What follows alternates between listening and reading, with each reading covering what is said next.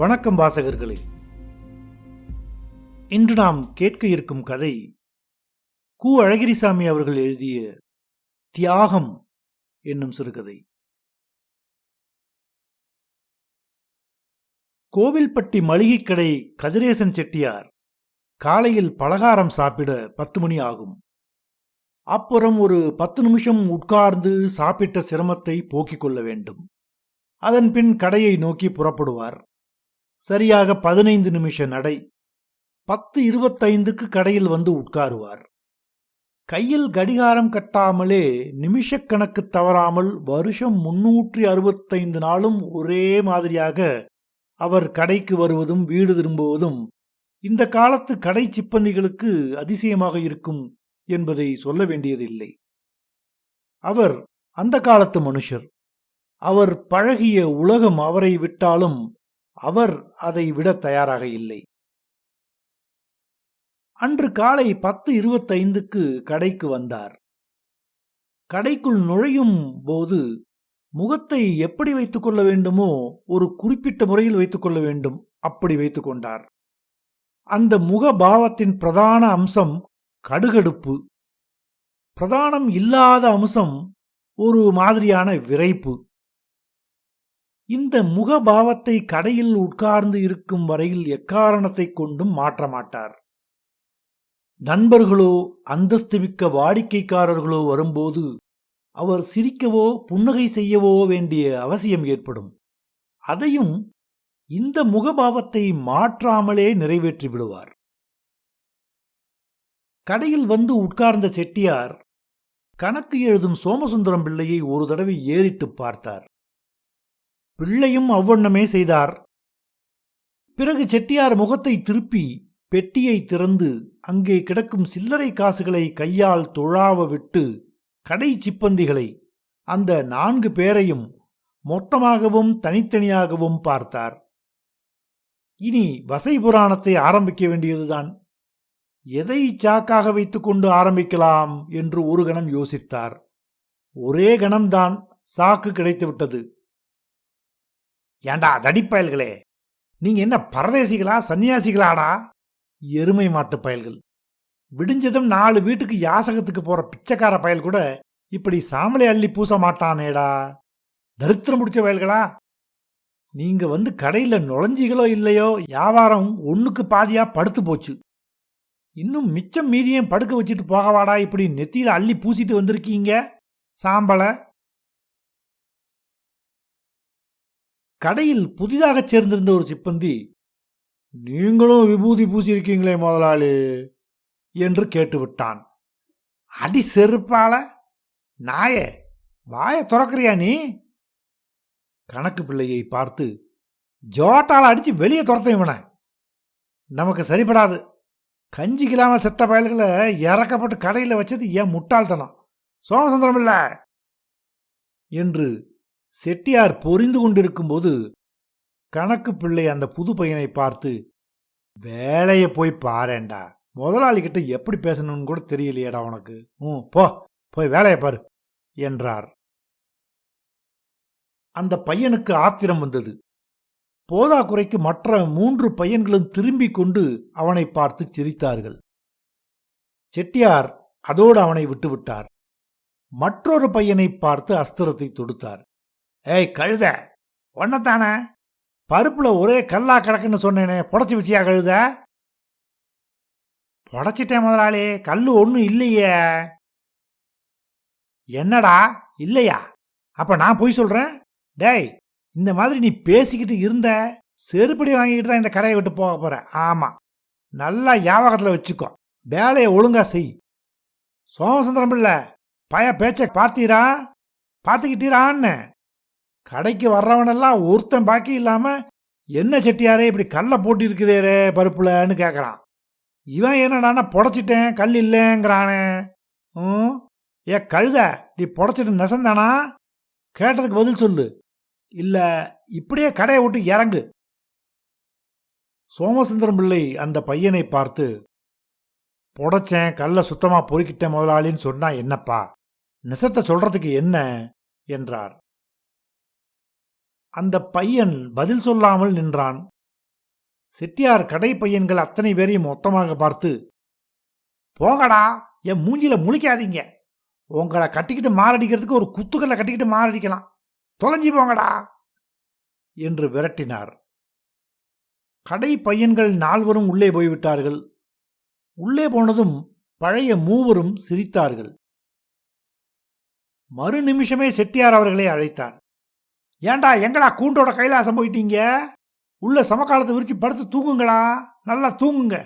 இங்க வர்றவங்களுக்கு புளியும் கடுகும் நான் நிறுத்து போடுறேன். புது பையன் ஆத்திரத்தை அடக்கி கொண்டு, நீங்க தானே முதலாளி உள்ள போக சொன்னீங்க, நாங்க எது செஞ்சாலும் குத்தமா சொல்றீங்களே என்று 2 வாரங்களாக அடக்கி வைத்திருந்த ஆத்திரத்தை கக்கியே விட்டான். அவன் பேசியதை கேட்டு மற்ற பையன்கள் முகத்தை திருப்பிக் கொண்டு சிரிக்க, செட்டியார் தம் முகத்தை இன்னும் கடுகடுப்பாக வைத்துக்கொண்டு சோமசுந்தரம் பிள்ளையை ஏறிட்டு பார்க்க, பிள்ளையும் அந்த பையனை பார்த்து, ஏண்டா பேசாத பேசாதான்னு உனக்கு எத்தனை தடவை சொல்றது? என்ன பயலடா நீ? போய் அந்த பெருங்காயத்தை மூட்டையிலிருந்து எடுத்துக்கிட்டு வா, இங்க பொட்டியில பெருங்காயம் இல்ல என்றார். அதெல்லாம் எங்க தெரியுது? எல்லாம் சொல்லித்தான் நடக்க வேண்டியிருக்கு. ஏண்டா, சோறு திங்கிறீங்களே, அதையும் சொன்னாதான் திம்பீங்களா? இல்ல கேட்கறேன். இப்படி அறிவு கெட்ட பயல்களா வந்து நமக்குன்னு சேர்ந்திருக்காங்களே, அதை சொல்லும். டேய், ஒன்னதாண்டா, அந்த முத்தையா பிள்ளை பாக்கிய கேட்டியா? அதையும் சொன்னாதான் செய்வியா? கேட்டேன் முதலாளி. கேட்டியாக்கும்? கெட்டிக்காரன் தான். கேட்டு வாங்கணும்னு தோணலையோ? பாக்கிய கொடுத்துட்டாரு என்று பெருமிதத்தோடு சொன்னான் பையன். அட, என்னமோ இவன் சாமர்த்தியத்தில் வாங்கின மாதிரி இல்லை பேசுறான். கடன் வாங்கினவர் கொடுக்காமலா இருப்பாரு?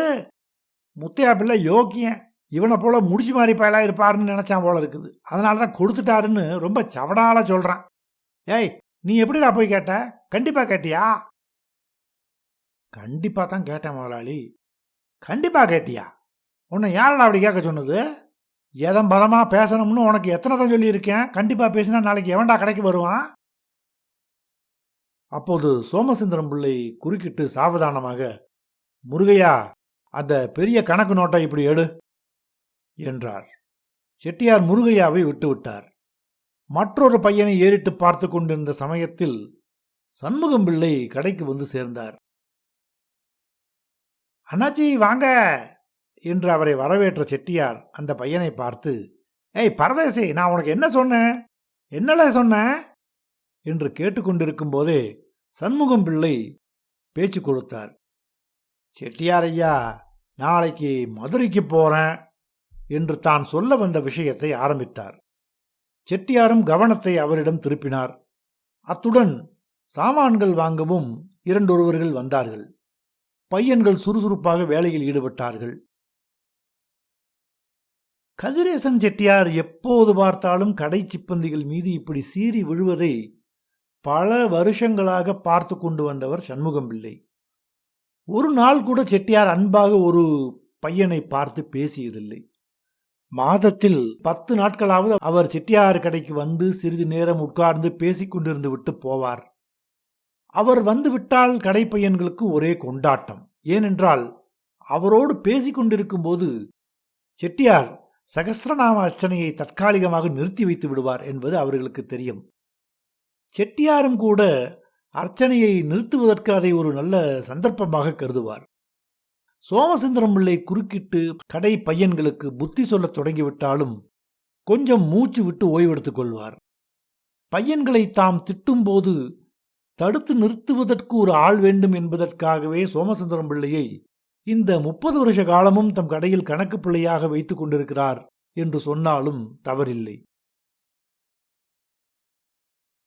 செட்டியாரின் குணாதிசயங்கள் எல்லாம் கடை பையன்களுக்கு மனப்பாடம்.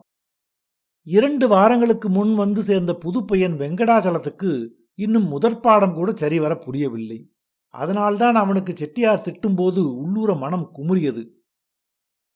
பிச்சைக்காரன், கஞ்சிக்கில்லாதவன், நாயே பேயே என்று எத்தனையோ இழி சொற்களை சேற்றில் தோய்த்து எடுத்து செட்டியார் வீசியிருக்கிறார். அவன் சொல்லாமலே கடையை விட்டு ஓடிவிடலாம் என்று நினைத்தாலும் தன் தகப்பனாரின் கண்டிப்புக்கு பயந்து இன்னும் அங்கேயே இருந்து கொண்டிருந்தான். அவனுடைய ரோஷத்தைக் கண்டும் செட்டியார் தங்களை திட்டுவதைக் கண்டும் மற்ற பையன்கள் சிரித்ததற்கு காரணம் அவர்களுக்கு மானமோ ரோஷமோ இல்லாததுதான் என்று யாராவது நினைத்தால் அதைவிட பெரிய தவறு வேறொன்று இருக்க முடியாது. அவர்கள் அங்கே இருந்து பழகியவர்கள். செட்டியாரின் வார்த்தைகளுக்கு பொருள் கிடையாது என்று மனப்பூர்வமாக அவர்கள் நம்பினார்கள். அதற்கு பல காரணங்கள் உண்டு. ஒன்று, வேறு எந்த கடையிலும் கடை சிப்பந்திகளுக்கு கொடுக்கும் சம்பளத்தை விட இங்கே அதிக சம்பளம். தீபாவளிக்கு புது வேஷ்டி சட்டைகளுடன் ஆளுக்கு 10 ரூபாய் ரொக்கமும் கொடுப்பார் செட்டியார். கடை வேலையை தவிர தம்மை மறந்தும் கூட வீட்டு வேலையை செய்ய சொல்ல மாட்டார். அவருடைய வீட்டுக்கு கடை பையன்கள் போனால் ஐயா ராசா என்று அன்போடு பேசுவார். ஏகதேசமாக சாப்பிடச் சொல்வதும் உண்டு. எல்லாவற்றையும் விட முக்கியமாக யார் என்ன புகார் சொன்னாலும் எந்த பையனையும் வேலையிலிருந்து நீக்குவதே கிடையாது. பையன்கள் வாலிபர்களாகி கல்யாணம் செய்து கொள்ளும்போது கல்யாண செலவுக்கு ஒரு கணிசமான தொகையும் கொடுப்பது வழக்கம். அவர் கடையில் வேலை பார்த்த பையன் பெரியவனாகி தனிக்கடை தொடங்க நினைத்தால் அதற்கும் உதவி செய்வார். அப்படி அவர் கைதூக்கிவிட்டு இன்று 3 பேர் அதே ஊரில் மளிகை கடைகள் லாபகரமாக நடத்தி கொண்டு வருகிறார்கள். இந்த ரகசியங்கள் எல்லாம் கடை பையன்களுக்கும் தெரியும். அதனால்தான் அவருடைய வசை புராணத்தை ஏதோ வழக்கொழிந்த ஒரு அந்நிய பாஷையில் இயற்றப்பட்ட காவியமாக கருதி ஒதுக்கி தள்ளிவிட்டார்கள்.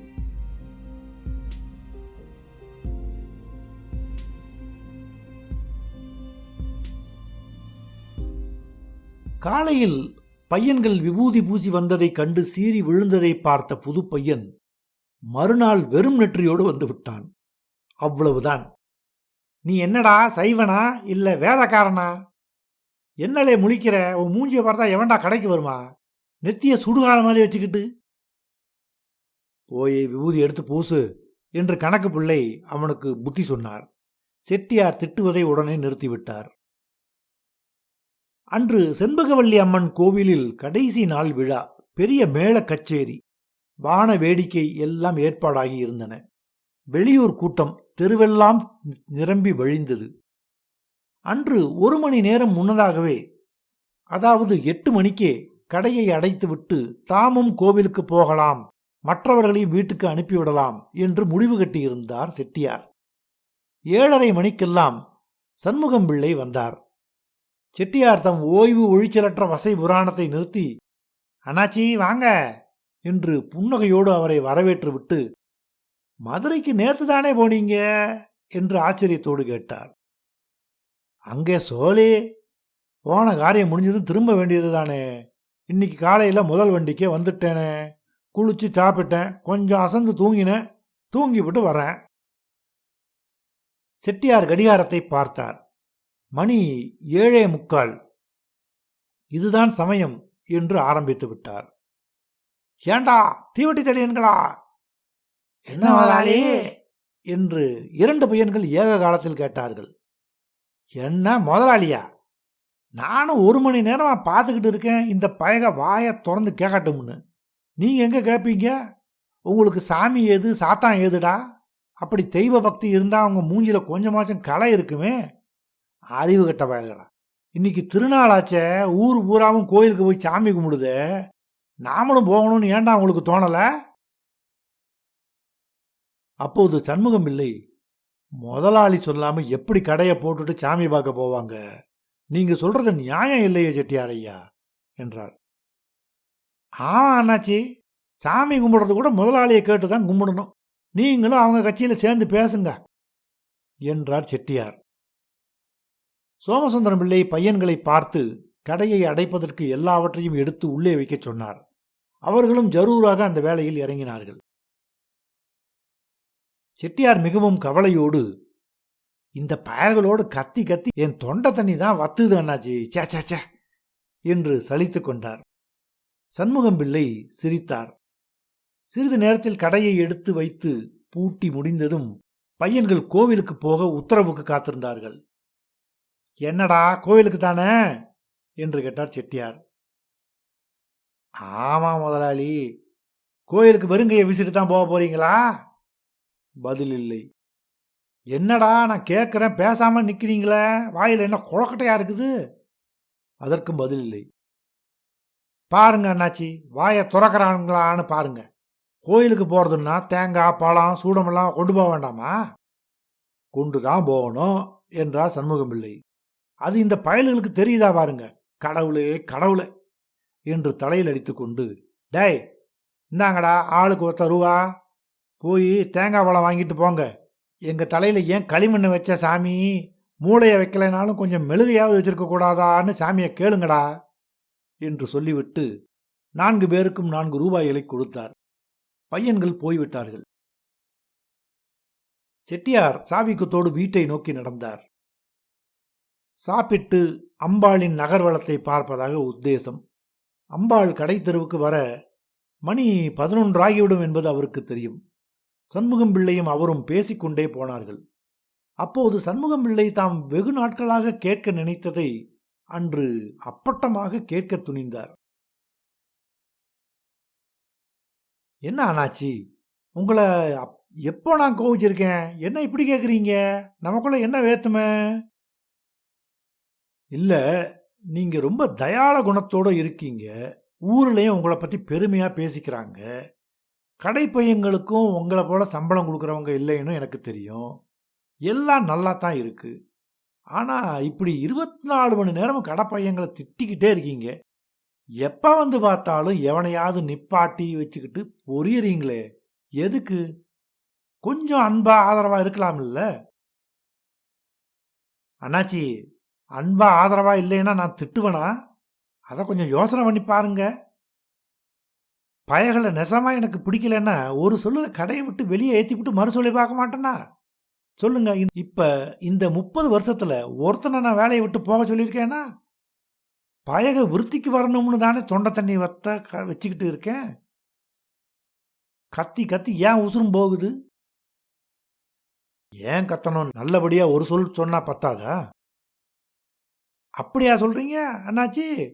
சரிதான், நல்லபடியா சொன்னா பயல்களுக்கு திமிரில் ஏறி போகும், உடம்பு வலியுமா?